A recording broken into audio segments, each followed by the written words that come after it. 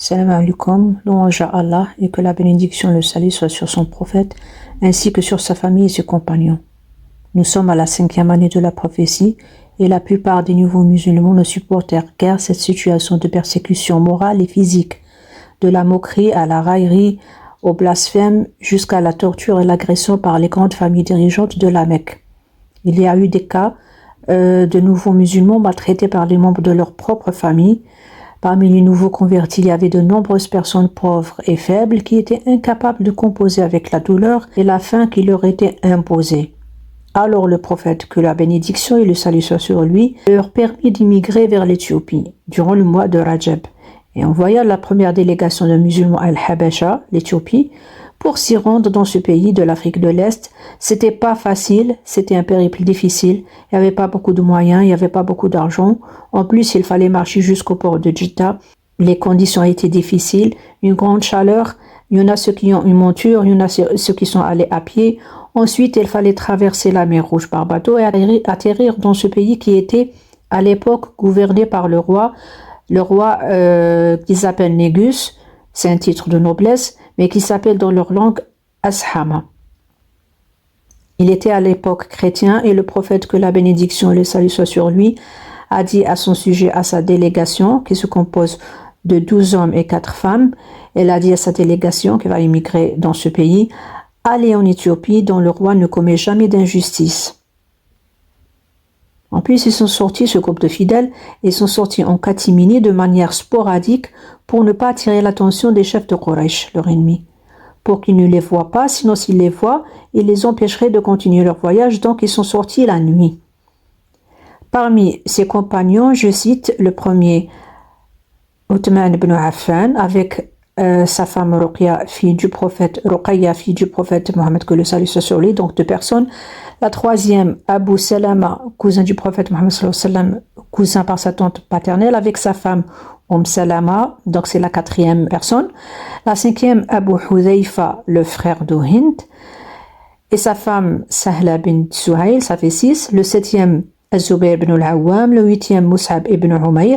Il est issu d'une riche famille de Quraysh et s'était converti à l'islam en 614, alors que les persécutions qui visaient les musulmans à la Mecque étaient à leur paroxysme. Plus tard, il fut le premier ambassadeur de l'islam, il était riche comme je l'ai dit, et là, il a tout sacrifié pour cette immigration. Le 9e, c'est Abdurrahman ibn Auf. Il est l'un des 10 compagnons promis au paradis. Il fut l'un des premiers qui se sont convertis à l'islam. Le 10e, Umayr ibn Rabi'a.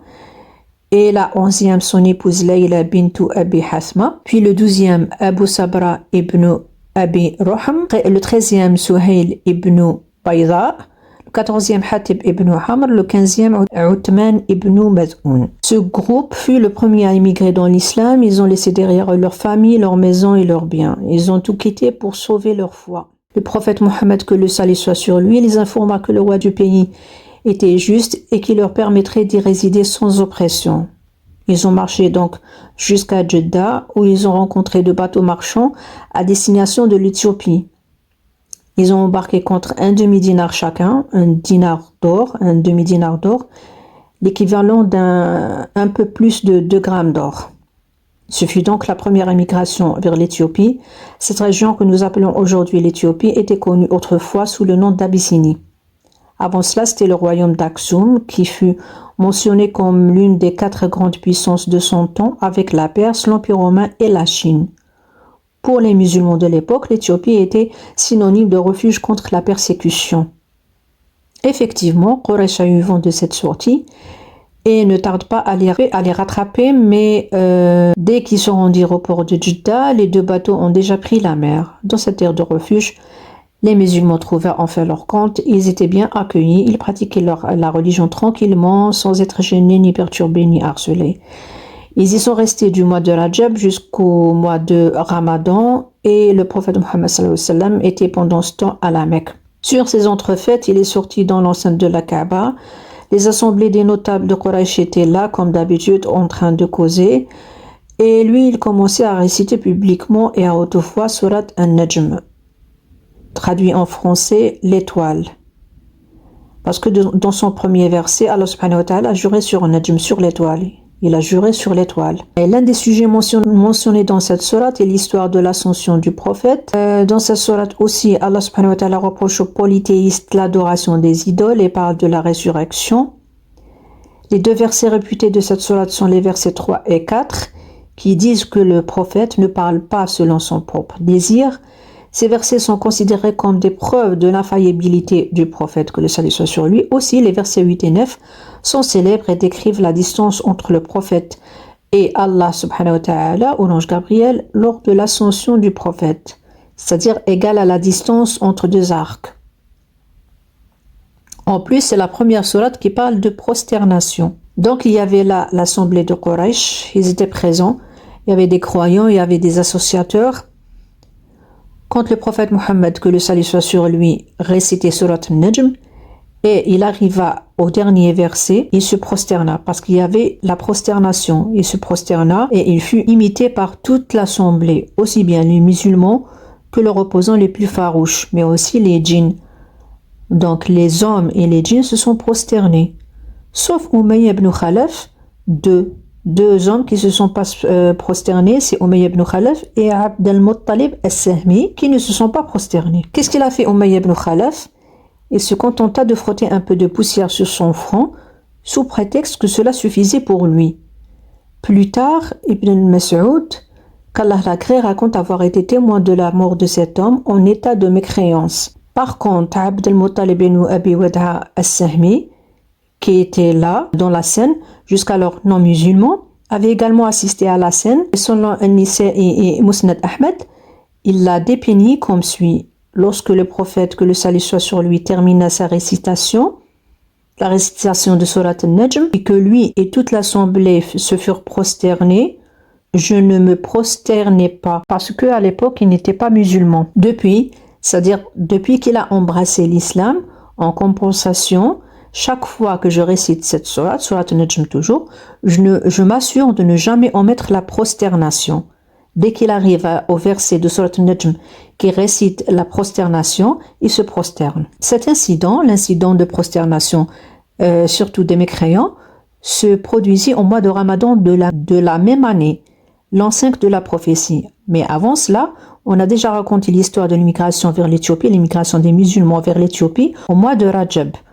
Donc, on a Rajab, après vient Sha'ban, après vient Ramadan. Donc, cela s'est passé avant Ramadan, au mois de Rajab, quand un petit groupe de compagnons avait immigré vers l'Abyssinie, l'Éthiopie. Or, quand ils étaient là-bas, les rumeurs les ont atteints. Ils ont appris, il y avait des rumeurs, et c'était au mois de Shawwal, après Ramadan, et il y avait des rumeurs que le saint prophète, que le salut soit sur lui, avait récité la sourate Najm. C'est pas la récitation de sourate Najm qui est une rumeur, devant une assemblée de Quraysh, que tous s'étaient prosternés avec lui et qu'il s'était converti à l'islam. C'est la conversion des mécréants à l'islam qui est une rumeur. On verra plus tard que c'est pas vrai. Par conséquent, rassurés, ses compagnons immigrés dans l'Abyssinie, ils prirent le chemin du retour vers la Mecque, puisqu'il n'y aura plus de danger. Ils ont pris le chemin du retour vers la Mecque au mois de Shawwal, donc après Ramadan, de l'an 5 de la prophétie. Ils ont pris le bateau. Pour rappel, ils ont traversé la mer Rouge, ils ont débarqué à Jeddah, et 1 heure de Jeddah à la Mecque, 1 heure de marche les sépare de la Mecque. Donc ils ont débarqué à Jeddah, et là-bas, ils ont appris la vérité. Ce qu'ils ont entendu n'était que rumeur, que les musulmans sont toujours persécutés, toujours torturés, et que les mécréants n'ont pas embrassé l'islam. Ils se rendirent bien vite compte que l'intensité du conflit entre l'islam et la mécréance n'avait pas faibli. Donc, face à cette déception, ils étaient indécis de retourner en Abyssinie ou de rentrer à la Mecque. La plupart d'entre eux sont entrés à la Mecque. Parmi eux, oui, ceux qui sont retournés à l'Abyssinie, mais les autres sont rentrés soit en cachette, soit en cherchant la protection des grands dirigeants de Quraysh. Et c'était le cas de Uthman ibn Mad'un, qui s'est mis sous la protection de Al-Walid ibn al-Mughira, puisqu'il était l'un des notables de Quraysh, parmi les plus puissants de la tribu de Quraysh. Quand il est entré, il était donc protégé et personne ne lui faisait de mal, personne ne peut l'approcher, tandis qu'il a vu les autres musulmans, les plus faibles, qui n'avaient pas de protection, ils étaient torturés. Ensuite, il a eu un cas de conscience, il avait de l'empathie envers ses frères de religion. Donc, il a décliné la protection d'Al-Walid ibn al-Mughira et il a proclamé haut et fort devant l'enceinte de la Kaaba. Al-Walid ibn Mughira lui dit alors, il dit à Uthman ibn Ma'zoun, allons à la Kaaba pour déclarer publiquement que tu n'es plus sous ma protection. Fin de citation. Devant l'oratoire, Al-Walid déclara solennellement qu'Ibn Ma'zoun, Othman, n'était plus selon son désir sous sa protection. Ibn Ma'zoun, Othman, en fit de même et déclara qu'il avait demandé lui-même la levée de la protection. C'était sa façon à lui de partager les souffrances de ses frères. Du jour au lendemain, il se retrouva comme eux, sans défense autre que celle de Dieu. Un jour, alors qu'il passait devant une assemblée de Qurayshites, il entendit le poète Labid ibn Rabi'a. Ce Labid ibn Rabi'a était un des auteurs des poèmes qu'ils appellent al-Mu'allaqat, les suspendus, c'est-à-dire les meilleurs poèmes étaient suspendus au mur de la Kaaba. Donc il a rencontré Labid ibn Rabi'a et ce Labid était donc un des meilleurs poètes de son époque. Il récitait des vers, il était alors mécréant. Il déclamait les vers suivants. Il a dit, ce poète, il a dit, toute chose en dehors de Dieu n'est que vanité. Ibn Mad'un répliqua, tu dis vrai. Labid reprit, tout bienfait est fait pour ne plus durer. Ibn Mad'un répliqua, tu mens car les bienfaits du paradis sont éternels. Fin du dialogue. Vexé, Labid se tourna vers ses auditeurs et leur dit, ô peuple de Quraysh, par Dieu, jamais auparavant un membre de votre assemblée ne se faisait traiter ainsi. Il parle de lui. Comment acceptez-vous cela? C'est-à-dire, il ne voulait pas accepter que quelqu'un le contredise. Une personne de l'assistance lui répondit, celui-là est insolent. Il a apostasié notre religion. Ne fais pas attention à lui. C'est-à-dire, parlons de Uthman. Qui répliqua? Uthman répliqua à l'homme et vice-versa jusqu'à ce que la polémique se transforma en dispute. L'homme se leva et donna un coup de poing l'atteignant à l'œil. Al-Walid ibn Mughira, qui avait assisté à la scène, dit à Ibn Mas'un, par Dieu, ô fils de mon frère, si tu étais sous ma protection, ton œil n'aurait pas été atteint. Uthman ibn Mas'un répondit, mon œil saint voudrait bien recevoir ce qu'a reçu l'autre œil, pour l'amour de Dieu, et sois assuré, je suis sous la protection de celui qui est plus fort et plus puissant que toi. Al-Walid ibn al-Mughira lui proposa une nouvelle fois de revenir sous sa protection, mais il déclina l'offre, confiant sa foi en Dieu.